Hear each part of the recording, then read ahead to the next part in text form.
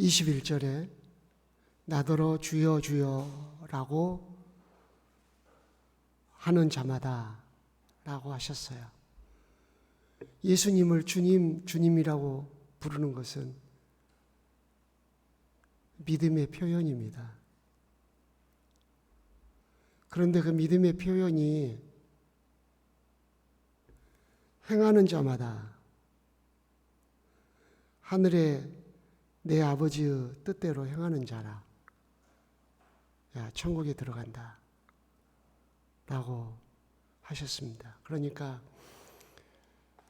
예수님을 향하여 주님 주님이라고 하는 그 믿음이 하늘에 계신 아버지의 뜻대로 행함으로써 입증돼야 한다. 그런 논리로 기록하셨습니다. 예수님이 직접 하신 말씀입니다. 그러므로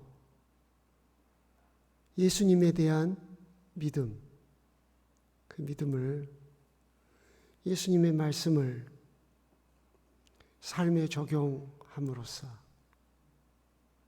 내 믿음이 참된 믿음이고 천국 갈 믿음이라 하는 것을 드러내면서 신앙생활을 해야 한다는 말씀입니다. 문장 구조가 그렇게 돼 있죠.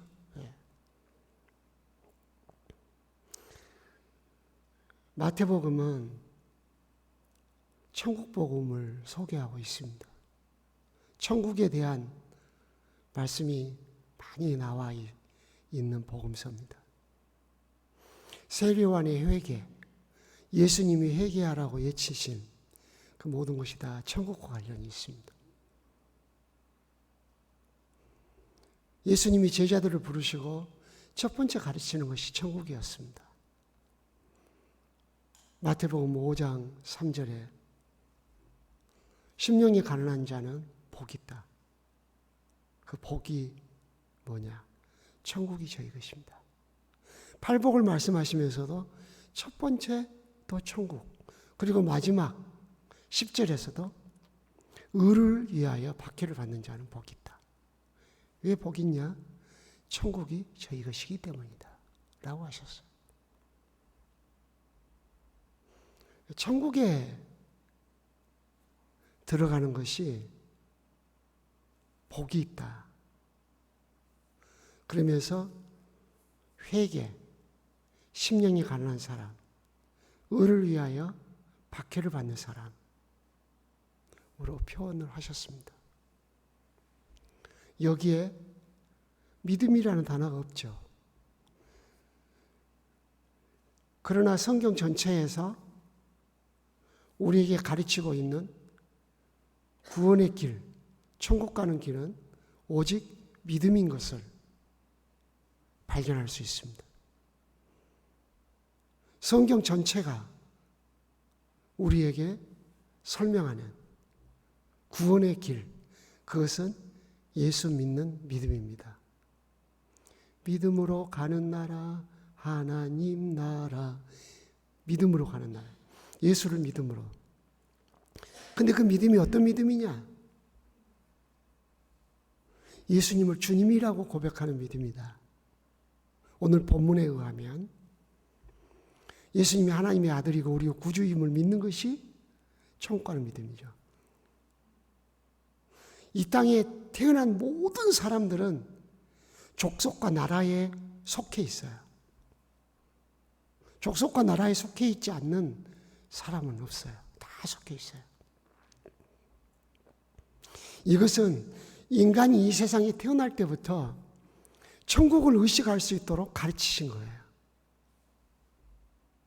이 땅의 나라의 완성은 천국이에요.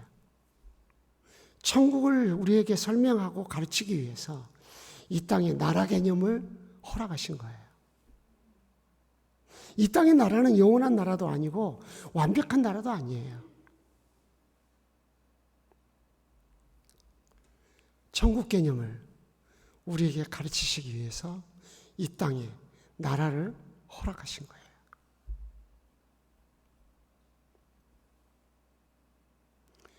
하나님이 다스리는 나라가 천국이에요. 천국은 살기 좋고 행복하고 멋지고가 물론 그 말도 맞아요. 그건 사실이니까. 그런데 천국의 가장 기본적인 본질, 핵심은 하나님이 다스리는 나라예요. 하나님의 통치가 온전히 이루어지는 나라예요. 그러면 이 땅에 사는 날 동안 하나님 나라를 소망한다는 것은 하나님의 통치가 온전히 이루어지기를 소망한다는 거거든요. 그렇다면 이 땅에서 그 소망을 가진 자들마다 어떤 신앙생활을 해야 할까요? 네, 하나님의 통치를 갈망하는 신앙생활을 하는 거죠. 그래서 심령이 가난한 거죠. 하나님의 통치를 온전히 받기 원합니다.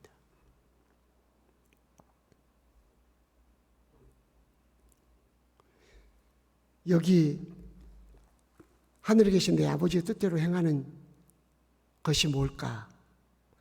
24절에 보면 23절에 불법을 행하는 자들아 라는 말을 통해서 볼 때 어떤 원리, 법, 규범, 율례 이렇게 말할 수가 있어요. 그리고 24절에서는 나의 이 말을 듣고 행하는 자라 그랬어요. 예수님 말씀. 또다시 26절에 나의 이 말을 듣고 행하지 아니하는 자는, 물론 여기에서는 이 작은 의미로는 마태복음 5장에서부터 7장까지 예수님의 산상수훈들에 대한 메시지라고 말할 수 있지만 예수님의 모든 교훈들을 포괄적으로 말씀하고 있다. 그렇게 볼 수 있어요. 다시 말씀드립니다. 왜 우리 믿음 생활에 있어서 늘 주님의 말씀을 삶에 적용하려고 힘쓰고 애쓰고 성령께 도움을 청하고 하는 것이 중요한가? 그것은 우리가 구원 얻는 믿음, 천국 가는 믿음을 표현하는, 드러내며 사는 증거이기 때문입니다. 우리는 행위로 천국 가지 않습니다. 예수를 믿음으로 천국 갑니다. 그런데 왜 행위 문제가 중요하냐? 그것은 우리의 믿음이 참된 믿음인지 천국 갈 수 있는 믿음인지를 증거해 주는 것이기 때문입니다. 나더러 주여 주여 하면서도 행하지 않는 자. 주여 주여 하는 것은 믿음이잖아요. 그 믿음은 행함을 통해서 증명되어야 한다 하는 것을 강력하게 표현한 말씀이에요. 그러므로 주님의 말씀, 행하는데 뭘 행하냐? 윤리냐 도덕이냐? 아니에요. 그 주님, 내가 주님이라고 불렀던 그 예수님, 주님의 말씀을 행하는 거죠. 착하게 행하냐? 선하게 행하냐? 아니죠. 주님 말씀보다 더 의로운 건 없어요. 주님 말씀보다 더 아름다운 것도 없고 선한 것도 없어요. 주님의 말씀을 삶에 적용하기 위해서 힘쓰는 신앙생활, 그것이 천국에 갈 수 있는 믿음을 가진 자라고 하는 증거라는 겁니다. 또 이 말씀을 행하는 것이 왜 중요하냐? 바로 20절에 말씀하신 15절에서부터 20절에 속한 말씀의 결론이 20절에 되어 있잖아요. 그들의 열매로 그들을 알리라. 이 삶은 우리의 열매라는 거예요. 그 나무가 어떤 나무인지를 그 삶을 통해서 알 수가 있다는 거죠. 나라고 하는 정체성, 그것은 내 삶보다 더 중요한 게 없다는 거죠. 나는 누구냐? 나는 어떤 존재냐? 나를 드러내는 것, 그것은 삶이라는 거죠.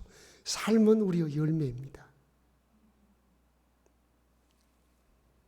세 번째, 주님의 약속입니다. 반석 위에 집을 짓는 것 같은 사람이 된다는 거죠. 가장 확실한 방식, 승리하는 방식, 가장 안전한 방식, 그것은 주님의 말씀을 삶에 적용하고 살아가는 것이라는 겁니다. 그 사람이 반석 위에 집을 짓는 사람이고, 결국에는 창수가 나고 바람이 불고 여러 가지 환난과 어려움이 몰려올 때도 이 사람은 흔들리지 않을 거다. 참된 믿음 안에는 끝까지 믿음을 버리지 않고 지키는 성도의 견인이 있습니다. 성도의 견인, 끝까지 믿음을 지키는 그 견인이 있는데, 그 견인의 증거가 반석 위에 집을 짓는 것 같은 믿음이라는 거고, 반석 위에 집을 짓는 믿음은 어떤 믿음이냐? 말씀을 삶에 적용하여 살아가는 삶이라는 겁니다.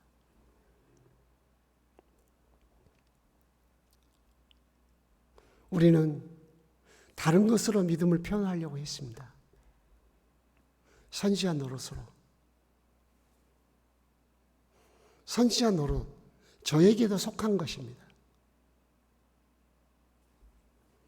어떤 영적 능력, 귀신을 쫓아내는 것.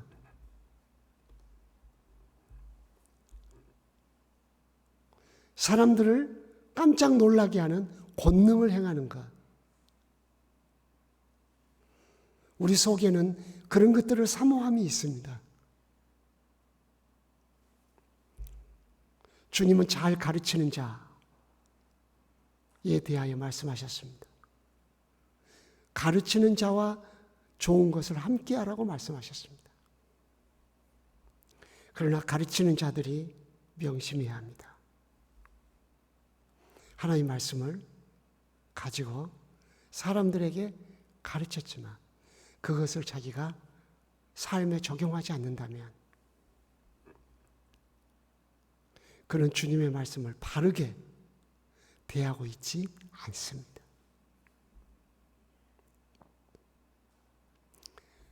이 말씀들은 그 무엇보다도 네가 바라는 신앙생활, 사람들이 박수를 보내는 신앙생활, 그 어떤 것보다 너가 명심하고 가장 중심에 두고 신앙생활을 해야 할 것이 뭐냐? 예수님 말씀을 삶에 적용하는 신앙생활이라는 겁니다.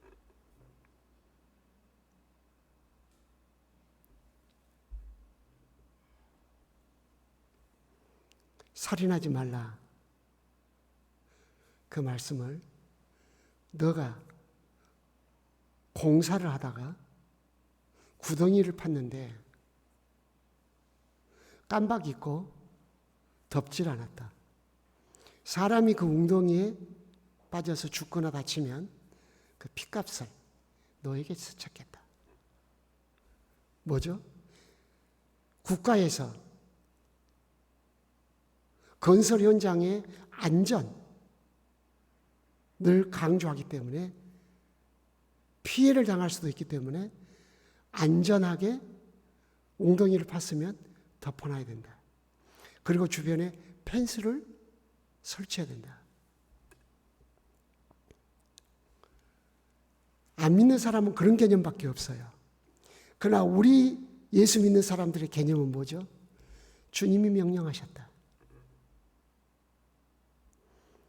우리 집 소가 사람을 받는 습관이 있어요. 그걸 내가 알고 있어요. 내가 단속을 안 했어요.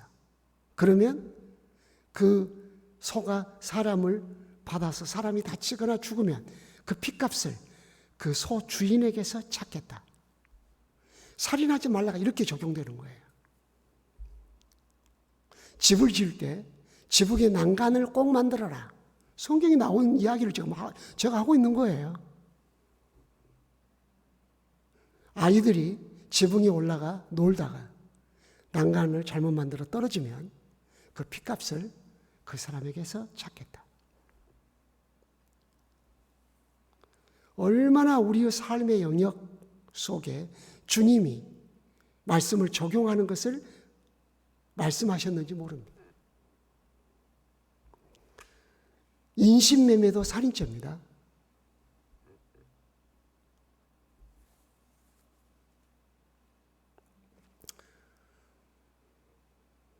주님께서 우리에게 하신 말씀을 기억하고 삶에 적용하는 것이 무엇이 있었습니까? 이렇게 안 하면 사람들에게 혼나니까, 이렇게 안 하면 나만 손해니까, 그래서 그렇게 하셨나요? 우리는 베드로가 주님의 말씀이 생각나서 닭이 울 때 울었다, 이것만을 생각하는 성향이 있습니다. 주님의 말씀이 생각나서 앙칼지게 내게 대답하고 기분 나쁘게 말하는 내 아내를 사랑스러운 눈길로 볼 수 있는가? 네 아내를 그리스도가 그의 교회를 위하여 자신을 주신 같이 사랑하라. 그 말씀이 생각나서 실수한 아내를 용납할 수 있는가? 오늘도 행동거지가 마음에 안 들어.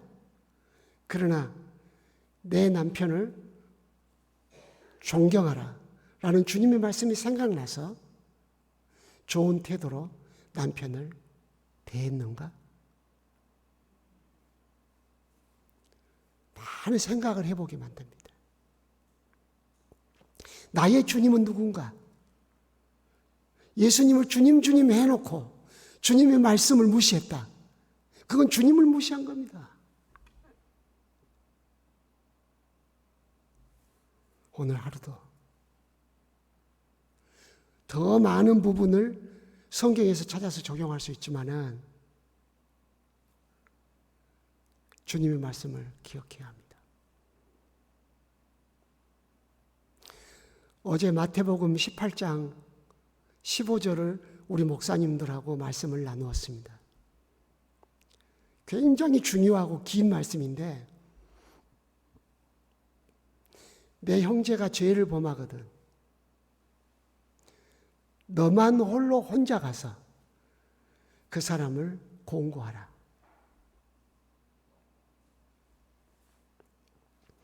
죄를 범하거든 그랬어요.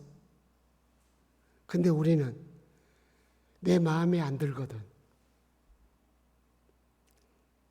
나하고 다른 의견을 말했으니까, 기분 나쁘니까, 나 당신 기분 나빠? 이런 식으로 합니다. 성경이 분명히 말했습니다. 죄라고. 사람은 다양한 특색을 갖고 있어요. 우리는 그런 것을 갖고 좋은 사람, 나쁜 사람을 기준을 삼아서 나눠 놓습니다. 성경은 분명히 죄라고 말했거든. 죄가 아닌데도 내 취향과 다르다? 나하고 다른 의견을 말했다? 재직의 시간에 다른 의견을 이야기했다? 저 사람은 나하고 반대판가 보다? 우리가 하나님 말씀을 얼마나 적용을 안 하고 있습니까? 다양한 의견을 이야기할 수가 있는 거예요. 음식점에 가도 다양하게 시켜서 먹을 수가 있는 거예요. 그건 죄가 아니에요. 주님의 말씀을 어긴 사람.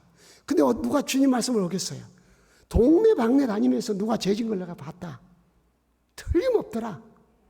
내가 길을 가는데 택시를 타고 가는데 그 운전하는 그 사람 옆에 그 자매가 앉았더라. 둘이 바람난 게 분명하다. 확인도 안 해보고 동네방네 이야기를 합니다. 너 혼자 조용히 가서 그 사람하고만 조용히 공부해라. 우리는 주의 말씀을 지키지 않았습니다. 기분 나쁜 사람이 있으면 온 성도들한테 다 말을 하고 다녔습니다. 우리가 재판장이 됐습니다. 우리가 심판자가 됐습니다. 성경에 나와 있는 하나의 이야기를 갖고도 우리가 나누었지만 정말 우리는 주님의 말씀을 무시하고 산 사람들입니다. 주님의 말씀이 기억나서 그만둔 적이 있습니까?